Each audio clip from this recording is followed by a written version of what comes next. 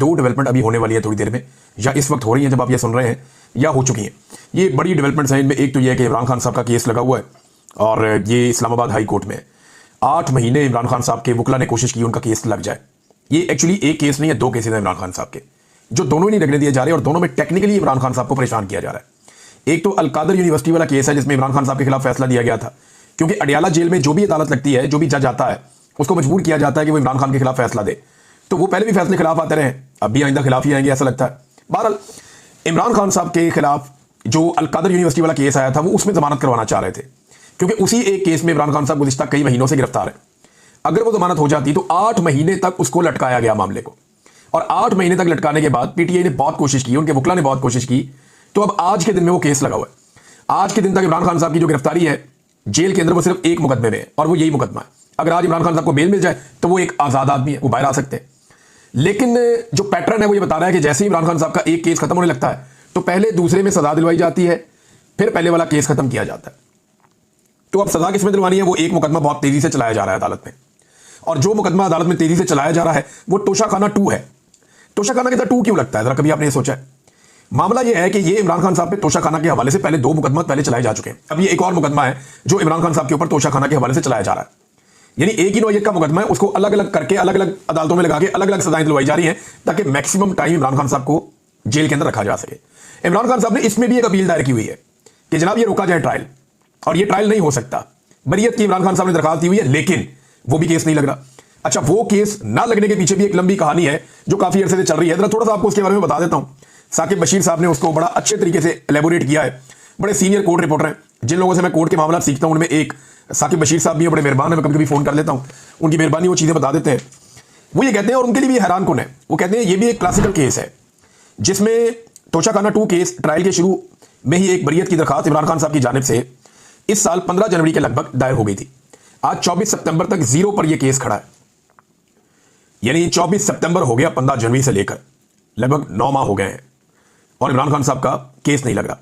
Justice इनाम अमीन मिनहास सुन रहे हैं ये केस, और किस्सा कुछ ऐसे हुआ कि ये केस लगा था सबसे पहले मियां गुल हसन औरंगजेब के सामने। उन्होंने कहा कि इसके ऊपर जो एतराज है वो खत्म किए जाए। तो 20 जनवरी को ये जस्टिस इनाम अमीन मिनहास एडिशनल जज बन गए। फिर एतराज जब खत्म हुए तो ये केस जाना तो वापस चाहिए था उसी जज के पास जिसके पास पहले लगा हुआ था, क्योंकि उन्होंने तो कहा था एतराज खत्म करवा ले और वापस यहीं पे ले एतराज खत्म करके। लेकिन हुआ यह कि जब केस के एतराज खत्म हुए तो ये केस बजाय इसके लगता जस्टिस मियां गुल हसन औरंगजेब साहब के पास, ये चीफ जस्टिस आमिर फारूक साहब ने, जो नए जज आए थे, कच्चे जज यानी एडिशनल जज, उनके सामने 23 जनवरी को यह केस लगा दिया, और तब से लेकर अब तक ये केस सुना ही नहीं जा रहा। अब ये मामला, मैं और भी इसमें बहुत सारी चीजें बता सकता हूं, लेकिन इसको यहां रोक ले। तो ये केस इसलिए नहीं सुना जा रहा कि वहां पे भी इमरान खान साहब तोशाखाना 2 में फारिग होते हैं और यहां इमरान खान साहब जो है वो अलकादर में भी फारिग होते हैं। तो अगर ये 2 केस उड़ जाते हैं तो इमरान खान साहब को फिर अंदर रखना सिर्फ 9 मई का कोई मुकदमा बना के मुमकिन होगा, और 9 मई के मुकदमे में सुप्रीम कोर्ट ऑफ पाकिस्तान पहले ही कह चुकी है कि इमरान खान तो गिरफ्तार थे, अंदर थे, और उन्होंने सुप्रीम कोर्ट के अंदर खड़े होकर कहा कि ये जो कुछ भी हुआ बाहर ये अच्छा नहीं हुआ। उन्होंने उसके ऊपर अफसोस का इजहार किया इमरान खान साहब ने, और ये उस रिएक्शन के नतीजे में हुआ जो इलीगल एक्शन किया गया था रेंजर्स की जानिब से इस्लामाबाद हाई कोर्ट में। ये है टोटल कहानी। अब आज अदालत में क्या होने जा रहा है जाकर देख लेते हैं। 11:30 बजे अदालत में पहुंचेंगे सब लोग, कोर्ट रूम नंबर 1 में, जहां chief justice Islamabad high court और दीगर लोग ये सुनेंगे। इमरान खान साहब ने इसी चीफ जस्टिस के बारे में कहा कि इन्हें 3rd अंपायर बनाना चाहिए। अगर पाकिस्तान ने मैच जीतना है तो आसिम मुनीर को और मोहसिन नकवी को ओपनर भेजो, कादी फायद ईसा को और सिकंदर सुल्तान राजा को अंपायर बनाओ, और 3rd अंपायर लगाओ जस्टिस टोकर को, जो केस ही नहीं लगने देते। भारत देखते हैं इमरान खान साहब की अपील में आज अदालत में क्या होता है। बड़ी तादाद में पाकिस्तान तहरीक इंसाफ के अरकान असेंबली वहां पहुंचे, इसका बंदोबस्त किया जा रहा है। देखते हैं कौन पहुंचता है कौन नहीं पहुंचता। दूसरी नादरीन बड़ी खबर आज की एक और है, तो ये खबर जरा आप देखिए। ये एक होने जा रही है गोल मेज कॉन्फ्रेंस वकला की। ये 2 साल पहले भी हुई थी। गालिबन ये उस वक्त हुई थी जब मैं या तो ISI की कैद में था या मैं नया बाहर आया था, क्योंकि मुझे कुछ याद नहीं है इसके बारे में। मैं खबरें नहीं भूलता, मुझे 15 साल पुरानी खबर भी याद होती है। लेकिन ये खबर अगर मेरी नजर से नहीं गुजरी तो इसका मतलब ये है कि या तो मैं उस वक्त ISI की कैद में था, या ये उस वक्त हुई या उसके बाद उस वक्त हुई जब मैं खबरें नहीं देख रहा था, मुझे आइडिया नहीं था, मैं बीमार था। तो नाज़रीन, 26वीं आईनी तरमीम इस्लामाबाद हाई कोर्ट में आइन और कानून की पामाली, अदलिया के वकार की धज्जियां बखेरने की साजिश और आजाद अदलिया का गला घोंटने की जो कोशिशें हो रही हैं, उनके खिलाफ वकला की एक गोल मेज कॉन्फ्रेंस हो रही है। अब इस कॉन्फ्रेंस में कौन कौन है, जरा ये नाम आप देख लीजिए। सरदार लतीफ खोसा, एतजाज एहसन, हामिद खान, पूरी तहरीक इन्होंने चलाई थी। ये साबिक सुप्रीम कोर्ट बार एसोसिएशन के सदर हैं, और इसके बाद सुप्रीम कोर्ट बार एसोसिएशन के साबिक सदर एतजाज एहसन भी हैं। इसके बाद अली अहमद कुर्द, ये भी सुप्रीम कोर्ट बार एसोसिएशन के साबिक सदर हैं। मुनीर मलिक, ये भी सुप्रीम कोर्ट बार एसोसिएशन के साबिक सदर हैं। फिर बैरिस्टर अली जफर, ये भी इसी ओहदे पर रह चुके हैं माजी में। और काजी अनवर, ये भी साबिक सदर सुप्रीम कोर्ट बार एसोसिएशन रह चुके हैं। ये बड़े सीनियर वकला हैं। इनमें से 6 ऐसे हैं जो साबिक सदर हैं सुप्रीम कोर्ट बार एसोसिएशन के, और लतीफ खोसा साहब साबिक गवर्नर भी हैं, और आप उन्हें अच्छी तरह जानते हैं, वो बहुत सारे ओहदों पे काम कर चुके हैं। तो ये तो है चंद सीनियर वकला। बाकी जो वकला हैं वो आपको वहां नजर आ जाएंगे। तो ये गोल मेज कॉन्फ्रेंस होने जा रही है इस्लामाबाद में आज के दिन में, सुबह 11 बजे से लेकर शाम 5 बजे तक ये जारी रहेगी। 6 घंटे ये वकला बैठेंगे और वहां से कोई लायामल लेकर निकलेंगे। शाम को जो इनकी प्रेस ब्रीफिंग है उस पर मैं आपको बताऊंगा कि इन्होंने क्या फैसले किए और मामला किस तरफ जाएगा। बहरहाल ये इस्लामाबाद में होने जा रही है। अब इसका रिजल्ट देखते हैं कि क्या निकलता है। इमरान खान साहब का एक स्टेटमेंट भी है, वो स्टेटमेंट चले बाद में आपके सामने रखता हूं, लेकिन पहले आप ये देखें। इससे पहले कि नाज़रीन इमरान खान साहब का बयान मैं आपको पढ़ के सुनाऊं, मैं आपको एक और डेवलपमेंट बताता हूं जो वादी तीरा के हवाले से। वहां पे जो मकामी लोग हैं उन्होंने एहतजाज किया था और एक धरना दे दिया था। अब 3 दिन गुजरने के बाद वो धरना खत्म हो गया और उसकी वजह यह बताई जा रही है कि वजीर आला खैबर पख्तूनख्वा अली अमीन गंडापुर और IGFC इन दोनों ने माजरत कर ली और उसके बाद धरना खत्म हो गया।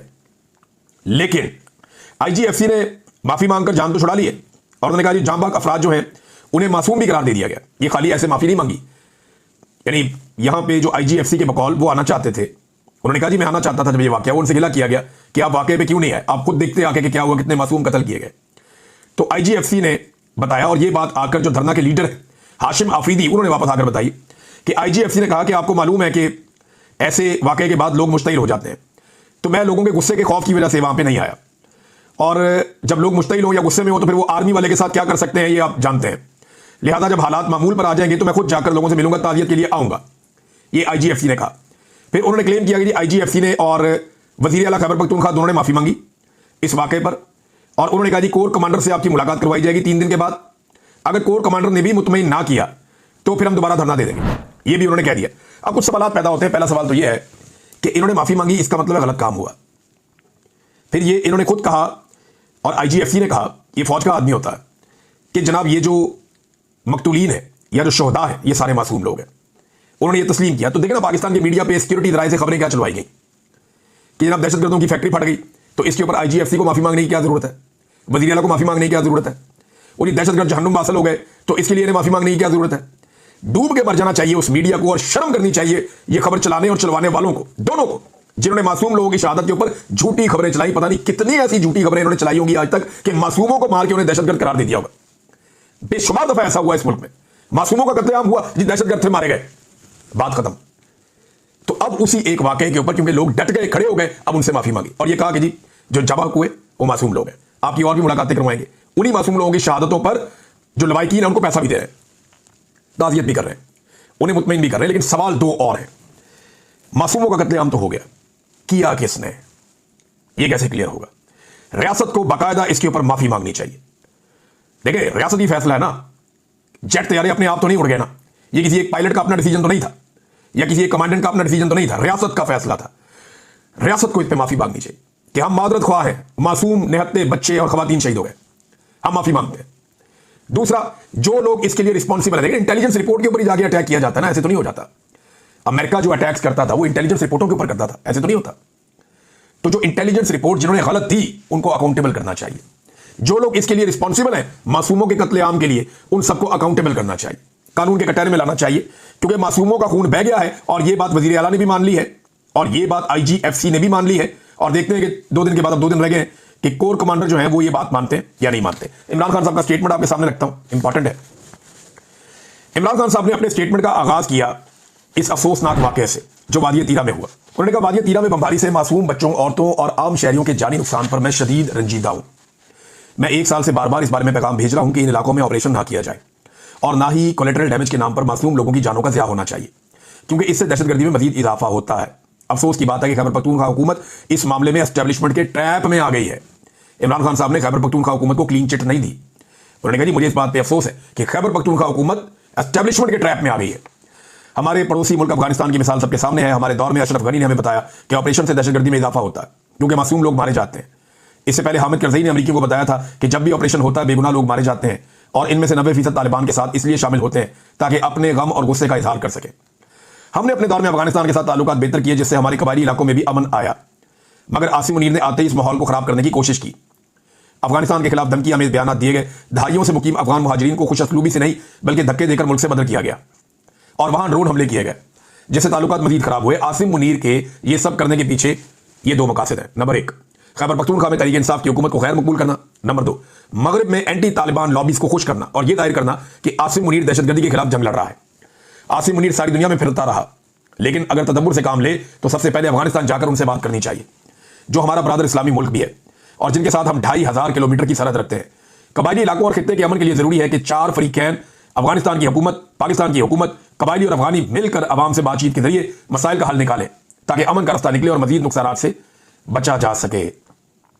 अब नाज़रीन, ये बड़ा इंपॉर्टेंट है। इमरान खान साहब ने एक मरतबा फिर अपने जो डील उनको ऑफर की जाती है उस बारे में इमरान खान साहब ने खुलकर बात की है।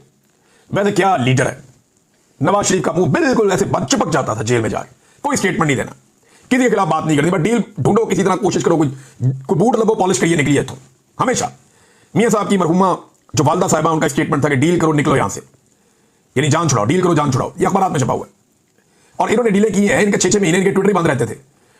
इनकी डील के लिए 6-6 महीने इनके ट्विटर खुद ही बंद हो जाते थे। इमरान खान साहब जेल में हैं, कुछ भी नहीं कर सकते, उनका ट्विटर फिर भी काम कर रहा है। अंदाजा करें आप, पूरी रियासत लगी हुई है, अदालतों में केस चलाए हुए हैं कि उसका ट्विटर किसी तरह बंद कर दे। नहीं, क्या नारा आदमी है। वैसे इमरान खान ने कहा, मुझे बार बार डील ऑफर हुई और कहा गया कि मुल्क छोड़कर चला जाऊं या खामोश हो जाऊं तो मेरे केसेस खत्म कर दिए जाएंगे, लेकिन पहले दिन से मेरा मौक़िफ़ है कि मैं इन मुकदमात का सामना अदालतों से करके ही बाहर आऊंगा, किसी डील के नतीजे में हरगिज़ नहीं। इसीलिए मुझ पर बेबुनियाद 300 मुकदमात बनाए गए हैं। कोई भी और शख्स होता तो इन मुकदमात का सामना नहीं कर पाता, लेकिन मैं जानता हूं कि मैं बेगुनाह और हक पर हूं। ये बात बिल्कुल ठीक है इमरान खान साहब की। जब आपके ऊपर एक नया मुकदमा आता है ना, तो आपके ऊपर एक नया प्रेशर भी आता है। यानी 300 मुकदमा तो बहुत दूर की बात है, मेरे तो 50 भी पूरे नहीं हुए, शायद 40 के आसपास होंगे मुकदमे, अभी बाद में कुछ और भी हुए, तो 50 से कम ही है। तो जब भी एक नया मुकदमा होता है तो एक नई टेंशन जरूर मिलती है कि यार अब एक मुकदमा और लड़ना पड़ेगा, एक मुकदमा और आ गया। जब मैं जेल में था तो उस वक्त मेरे ऊपर एक मुकदमा था, तो पता चला कि मैं इसके अंदर छूटने वाला, तो एक और उन्होंने डाल दिया मेरे पे, तो मुझे बड़ी तकलीफ हुई। मैंने कहा यार ये क्या बकवास है, और वो दहशतगर्दी का डाल दिया। तो ये इंसान को अजियत होती है। तो इमरान खान साहब बिल्कुल कह रहे हैं, कोई और होता तो बर्दाश्त ही ना कर पाता। सीरियस कह रहे हैं, सही कह रहे हैं वो।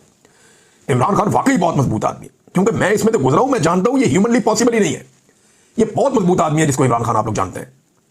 इमरान खान ने कहा कि मैं जानता हूं कि मैं बेगुनाह और हक पर हूं।